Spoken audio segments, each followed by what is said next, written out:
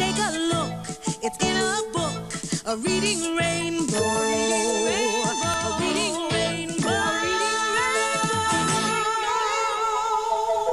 I said last time that my love of reading really took full force in my teenage years, and that was the one time in my life when I really started to take an interest in thriller novels. Mostly the workings of Christopher Pike, but there was one other book that really had an impact on me. Killing Mr. Griffin was originally published in 1978 and written by Lois Duncan, whose author credits also include the 1973 novel I Know What You Did Last Summer. Yes, which is what the 1997 movie was based on. Funny enough, more than 10 years before that movie came out, the aforementioned Christopher Pike pretty much took the basis of the original book to make his own 1986 novel, Chain Letter, which may or may not itself have gotten a 2010 film adaptation. I'm not completely sure if that thing was based on Pike's work or not. But we're not here to talk about those books or movies anyway. We're talking about one that might be appropriate to discuss after our last review, because Killing Mr. Griffin is apparently on a number of banned books lists because of its pretty graphic depictions of violence. Nonetheless, I did find a copy of it at my junior high school and was quickly engrossed in the story. So, of course, I was intrigued to find out years later that there was a 1997 made-for-TV movie that originally aired on NBC. But I think those 3 words, made for TV, should pretty much tell you what we're in for. Let's get into the movie adaptation of Killing Mr. Griffin. I know what you think. That I sold my soul to become popular.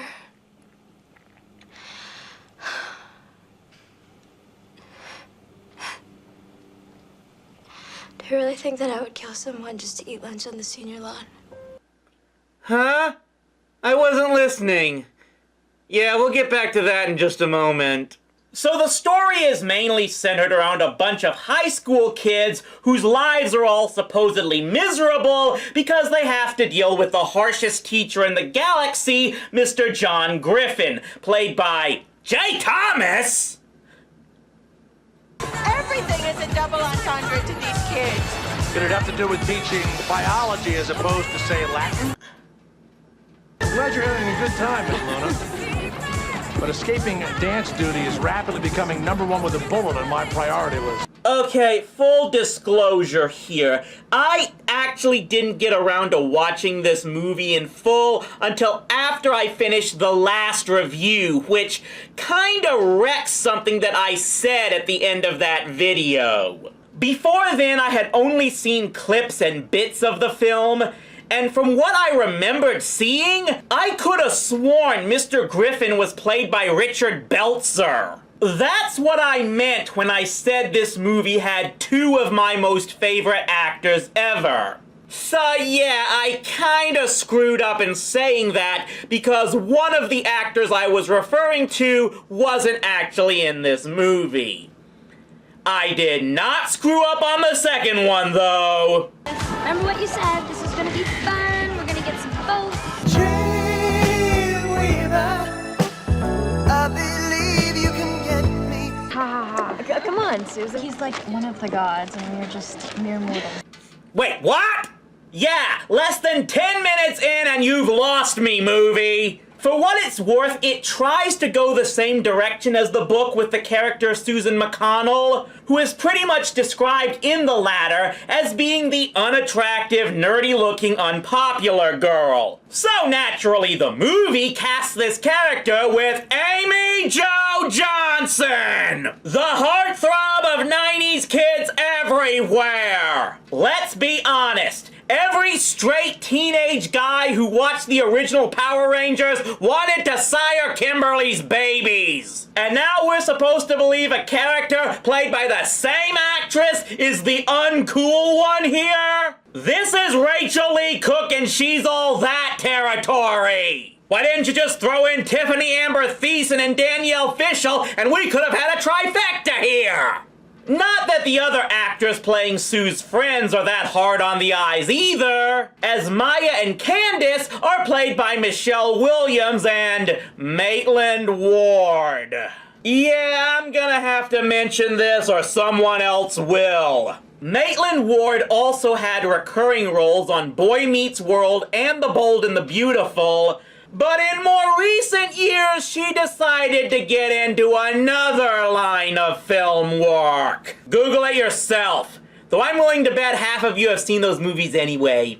So this movie's story begins with something that absolutely did not happen in the book, as the junior class pajama party is crashed by these three senior jokers led by Mark Kinney, played by former Party of Five star Scott Barstow, as they stage a fake terrorist attack with paintball guns because Mark thinks this will score him points in the race for class president. Yeah, you can tell this movie was made before 2001.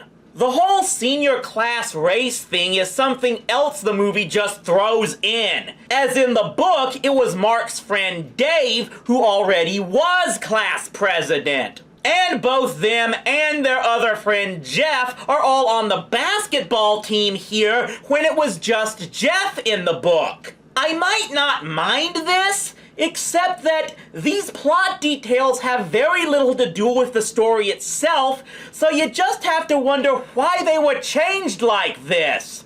And get used to me saying that, kids.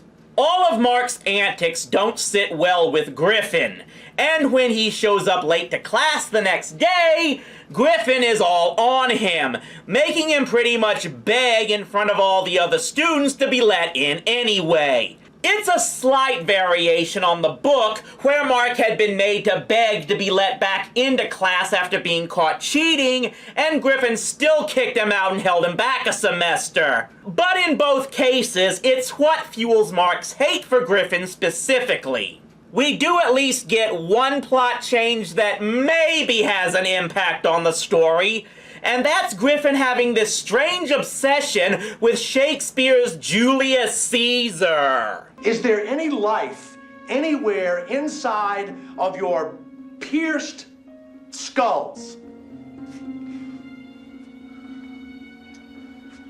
Does anyone understand or even care what this play is about? I can't believe I have to rip off a stale film brain meme here, but symbolism! Yeah, it's not hard to see what's going on here. They're trying to turn the story into Julius Caesar. Griffin is Caesar, Mark is Cassius, and Susan is a gender-flipped version of Brutus. I'd gripe about another attempt to make some contemporary teen drama ripped off from one of the Bard's plays, but this is a guy who put an I f***ed your mom joke in at least one story, so whatever. So anyway, the plan to deal with Griffin. They don't actually plan to kill him. Mark's idea is to kidnap him and try to make him suffer like they all have, recruiting David, Jeff, and his own girlfriend, and this other girl that he's seeing on the side. As if we needed that to make us hate Mark, and not, everything else he'll do here. They all recruit Susan to help distract Griffin for them, which they do with little difficulty because Susan has the hots for David. You've all come up with about a dozen fanfics about Kimberly and AC Slater from this movie alone, haven't you? You know what, Mr. Griffin? Sometimes I really hate the word potential. You don't always get a second chance. Trust me, you have to seize the moment. Yeah. You all right? You don't look well. Something!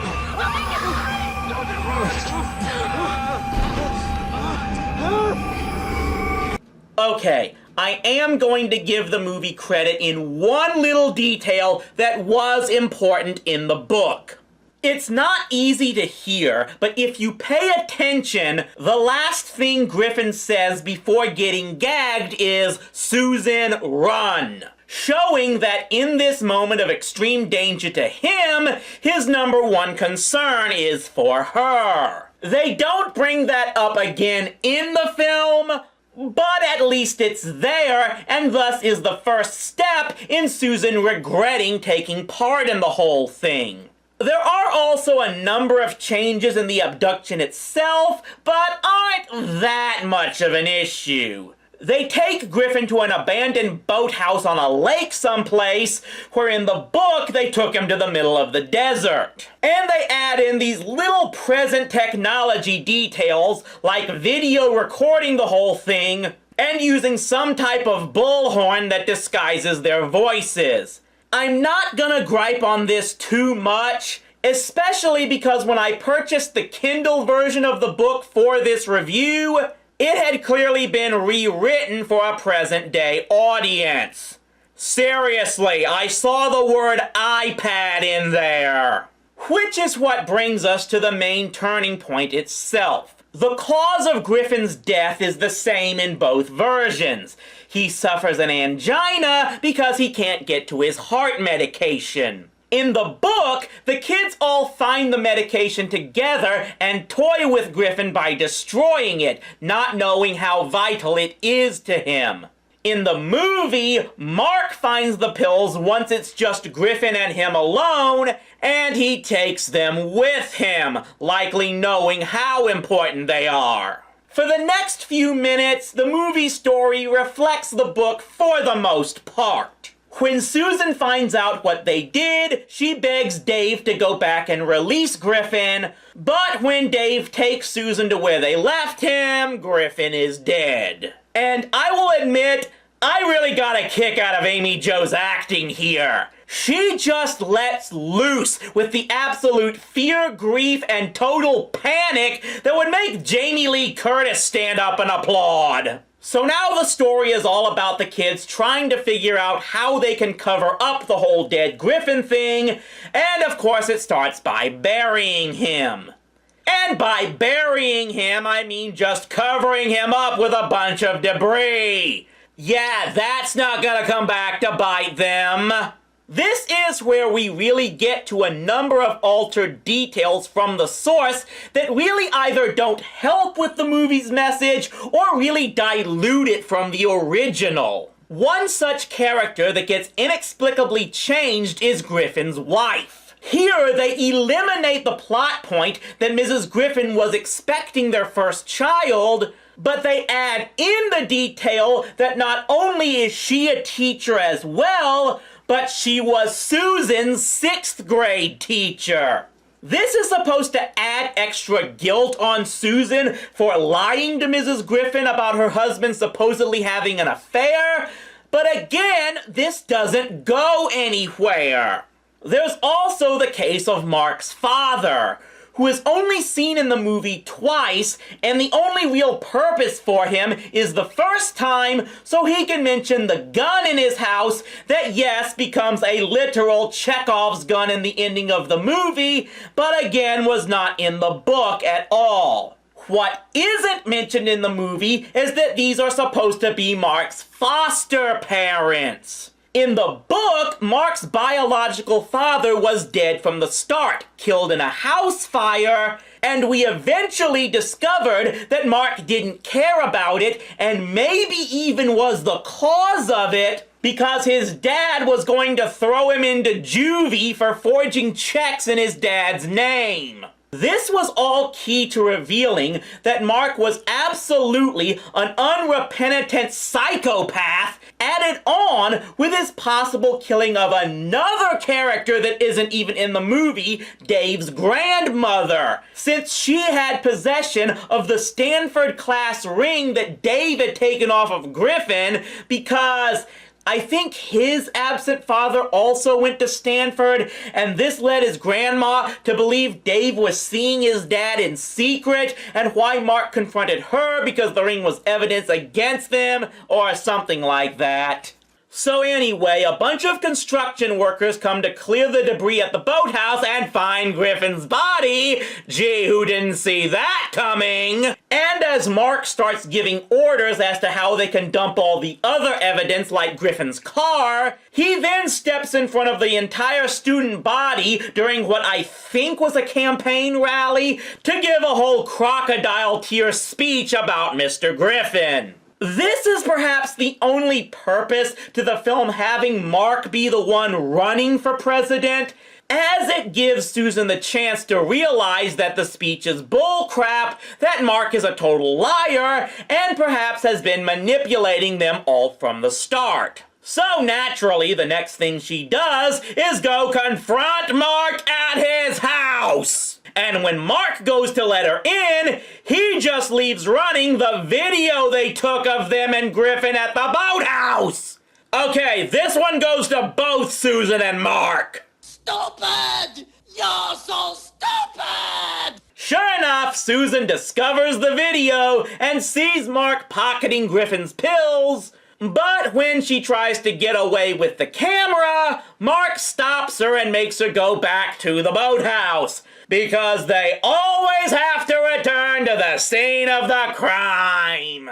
And here's where I ultimately have to spoil the ending to the book, because it's necessary to explaining why the ending to the movie was just so terribly half-assed. In the book, the other kids confront Susan in her home, tie her up like Griffin, and leave Mark alone with her, as Mark is prepared to burn down the house with Susan inside, just like what happened to his father. But she is ultimately saved, and Mark is finally caught, thanks largely to Mrs. Griffin. It helped send the ultimate message that the cool kids Susan had hoped to hang around never were her allies to begin with, and that people like her parents, teachers, and other adults around her were the people she should have trusted. Here, the other kids follow Mark and Susan back to the lake, and they all turn on Mark when Susan shows them the video footage. Another change from the book, as most of the kids probably would not have taken as much of an issue because none of them were really that upset that Griffin was dead anyway. So Mark confronts everyone with his dad's gun, shoots Dave, but then loses the gun in the scuffle, and Susan gets it, and... You're not gonna shoot me. No, but I will. I just don't get them going in this direction. I mean, if you're gonna go this way, why not just have Dave die and then force Susan to have to shoot and kill Mark? Was it really just because you had to have Mark finally show some remorse for his actions, unlike in the book? Even though here he was even more responsible for Griffin's death than in the book? Why? And so the movie ends with Susan confessing everything she knew to the police, and we roll credits on her going home with her parents, scared about what her future will be, which of course we never find out. Imagine if Party of Five ended on a cliffhanger like this. And then you realize you just didn't care because the whole thing sucked anyway! If you've read Killing Mr. Griffin, you probably know it has the basis to be a really intense teen thriller movie, maybe on the level of I Know What You Did Last Summer. But it looks like because this movie was made for television, they just held back on what it could have been. It's as if they had 3 or 4 different ideas of what they wanted this story to be, and then just mixed them all together with no regard for what the end result was. Ultimately, it comes off as one example of how some written stories just might not be meant for conversion to video. At least not for the small screen, anyway. It's just a mystery as to why TV creators would even try to adapt a story that wouldn't be deemed appropriate for TV if done the right way. But funny we should say mystery, because next time, we'll be delving into one of the greatest mystery series of all time, depending on your point of view. See you next time.